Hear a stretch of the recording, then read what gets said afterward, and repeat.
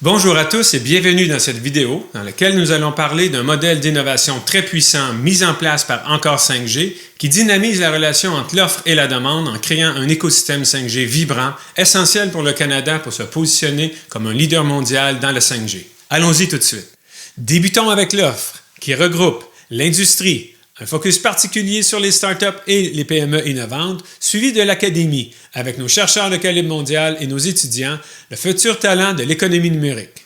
Du côté de la demande, l'équipe d'Encore a fait un travail de préparation important en signant plusieurs ententes de collaboration. En premier lieu, les fournisseurs de services qui vont déployer le 5G au Canada. Nous sommes donc très heureux de collaborer avec Bell, Cogeco et Cotel, Rogers, TELUS et Vidéotron. Puis les gouvernements et les organisations, et finalement les leaders de secteurs verticaux de forte croissance.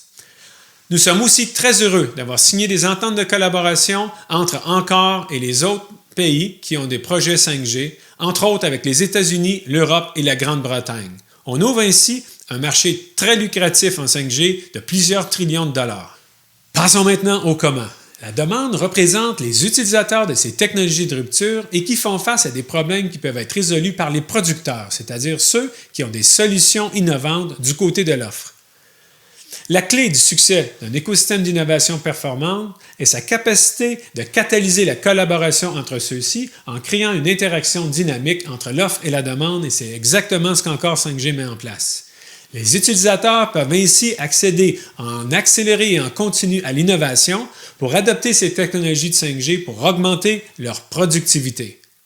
En stimulant la demande avec une telle passerelle, nous adressons deux problèmes critiques du côté des producteurs: l'accès aux décideurs, leurs clients potentiels, et la réduction du risque et de l'incertitude en favorisant l'innovation axée sur les besoins du marché.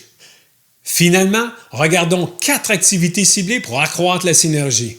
Dans le cas d'un appel d'un défi à l'innovation, la start-up et la PME pourront, via le site Web, appliquer et expliquer comment leur solution novatrice peut résoudre une problématique ciblée par un leader, par exemple en Manufacturing 4.0. Notez que les compagnies qui y participent peuvent être sélectionnées pour du financement par Encore 5G et même du support en nature in-kind par celui qui a initié le défi. Notez que toutes les compagnies qui auront appliqué à ce défi auront un accès ouvert et gratuit à la plateforme 5G pour développer et tester leurs solutions. Du côté de la rétroaction du marché, les startups et les PME qui ont été sélectionnés pourront recevoir du feedback directement des experts dans leur domaine, par exemple du média et du divertissement. Une valeur ajoutée importante dans le cycle d'un développement de produit.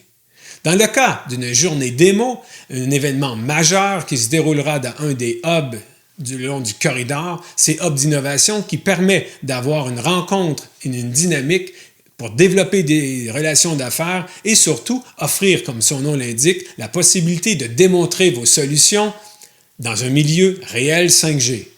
Finalement, vous avez l'opportunité de réserver le banc d'essai, une vitrine technologique de calibre mondial, pour inviter vos clients actuels et futurs à votre démonstration. Soyez innovants, soyez visibles.